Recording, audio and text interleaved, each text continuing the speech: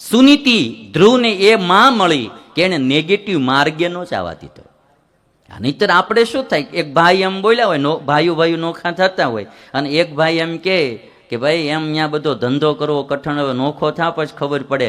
આપણે એમ થાય કે જો તને બતાવીને દઉં, પછી જે ચડી જાય ને એમાં દુઃખી બહુ થાય. આ નેગેટિવ માર્ગે ચડવું નહીં. માં પેલા હારી મળી ગઈ, રસ્તામાં ગુરુ હારા મળ્યા નારદજી.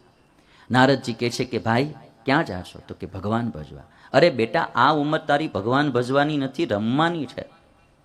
મારી સાવકી માએ મારું અપમાન કર્યું છે.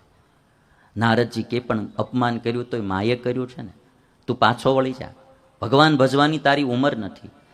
ધ્રુવજી કહે છે કે નારદજી તમે ગમે એટલી વાત કરશો, મારું હૃદય મારી માના વેણથી વિંધાયેલું છે, એ ટકશે નહીં.